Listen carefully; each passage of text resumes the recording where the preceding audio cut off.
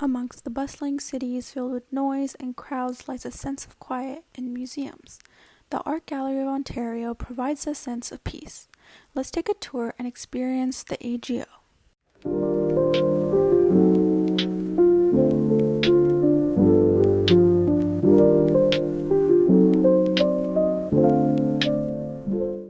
Let's start off with taking a look at the Tenenbaum Center for European Art located on level 1.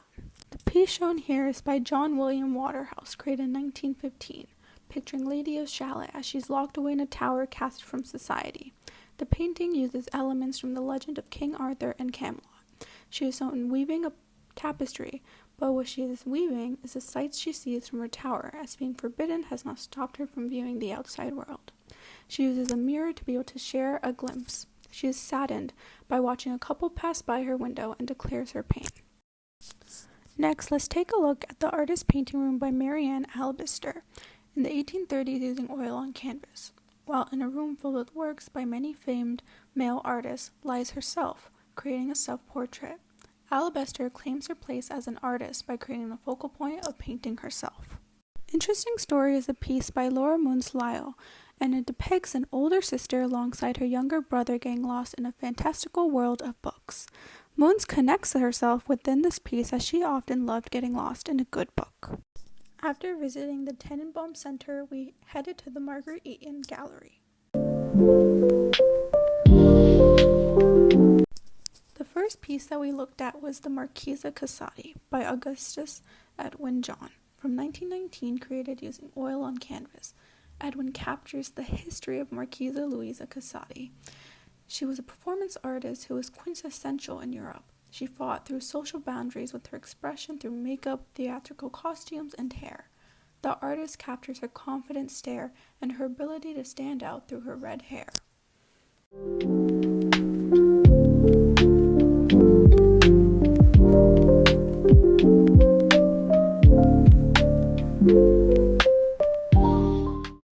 Next, we took a look at the Frank P. Wood Gallery.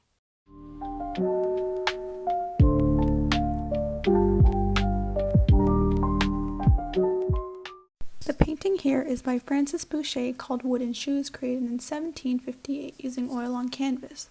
The piece depicts a romantic scene of a couple feeding each other cherries. The piece has an intense history behind it, as the artist was the painter for King Louis XV. The painting actually belonged to one in the King's Circle. Here is a jar of apricots by Jean Simeon Chardin from 1758 using oil on canvas. The painting pictures a French meal set out for us, the viewers, to eat. A jar of apricots, a steaming cup, and a glass of wine. The ceramic cups were inspired by designs from China.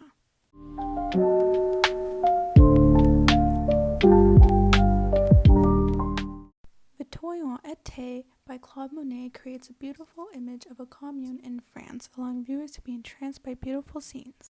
Next, let's look at a piece that utilizes light in a beautiful way.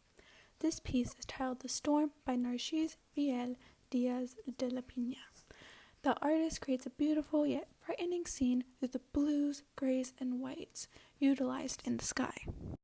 Let's look at some of the metal work here at the AGO. Utilizing the way the light catches the metal, artists here are able to create stories and capture legends on various mediums.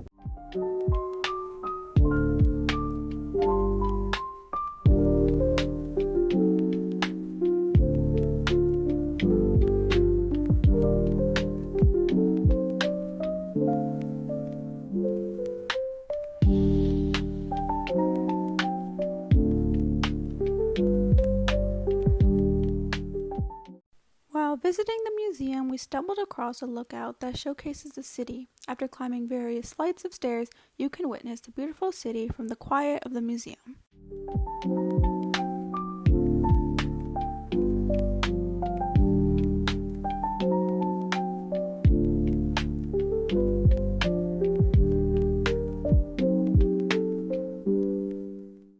Next, we experience the world of modern art. This exhibit showcases many pieces creating meaning through vibrant colors such as Open Number 37A in Orange by Robert Motherwell from 1971.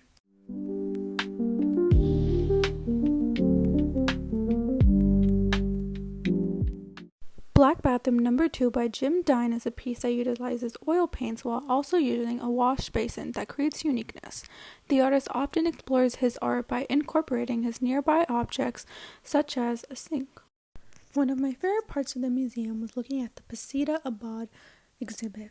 Her many series of artworks have been inspired by parts of her life and have incredible stories behind them. She often creates pieces using padded canvases, such as her Bakongo series, which followed her experiences through travels and used objects that were souvenirs from them. Underwater Wilderness is another vibrant series she created. She originally had a fear of water after her near-death experience when she almost drowned. However, she remained resilient and overcame her fear and began exploring the underwater world. Abad uses vivid colors and paints a story of the scary and the beautiful about the oceans.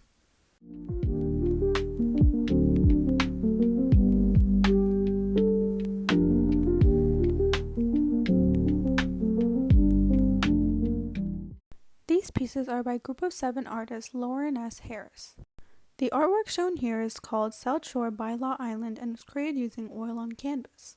Harris uses techniques of shading in order to create an element of dimension and a smoothness in each piece. Harris often created pieces of scenery from the north that feel isolated yet beautiful. Next is an exhibit showcasing pieces from amazing Brazilian artists. Many of the artworks utilize mixed media which create unique pieces. Over here are many pieces by Korean artist Jenny Yu. This series is called Inextricably Ours. She paints geographical figures and works on creating a 3-dimensional world. Here is a piece by Surinder Dhaliwal called Oscar and the Two Fridas, created in 1991. Dhaliwal creates pieces that bloom with color by incorporating mixed media on paper. The piece pictures 2 icons, Oscar Wilde and Frida Kahlo. Both Kahlo and Wilde are artists, one being a painter and the other being a writer. They both were strong-willed and fought past the discrimination they faced to create amazing art. Punjabi Sheets No. 3, Bir Bunsen, from 1953 is another piece by Dhaliwal. It's the artist's way of recalling a tale about a mother and an aunt with a sick baby. It's a story about faith as the family is prompted to leave a freshly laid egg in the middle of the crossroads to help the baby recover from a deadly illness. The piece creates a captivating tale that urges you to stop and read. Here is a piece by Indigenous artist Travis Schilling called Owl. His piece explores the damage that pipelines have on people and animals. When talking about this piece and the focal point of the owl, he says, "The vision was the old creature rising that's been dormant for thousands of years." His pieces often discuss the impact that industries have on the natural world. The showcase here displays many prints from Indigenous artists such as Kanoyuak Ashibuk's lithograph titled Spirit Birds and Owl. Next is a piece by Alex Janvier called Smile Shooter, Life Scrabble series. Janvier is an Indigenous artist whose paintings were on show in Ottawa, from which 38 were sold and the government refused to return the rest of his paintings. The artist decided to sign his paintings with his treaty number in order to protest the mistreatment of Indigenous people by the government. The next artworks are by David Mill, who creates unique pieces that utilize technique and bold color. This piece uses a variety of blues and is titled Main Monument. He often uses wide circle-like shapes as his brush strokes to form together a piece. His technique is captured again in Rocks and Figure, created in 1916 using oil on canvas. The piece depicts a person reading on a bunch of rocks, however there is an element of deciphering. The technique that Milne uses allows the color to create shape rather than bold outlines.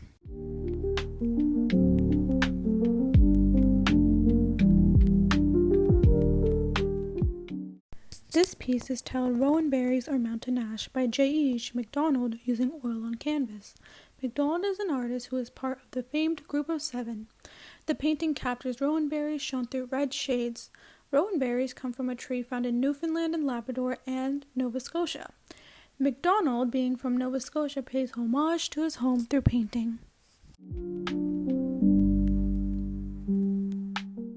Finally, we took a walk through walls filled with blue paintings such as Kazuo Nakamura's Blue Dimension. Thanks to the AGO, we got to experience peace and uniqueness, peace in color, and peace in art.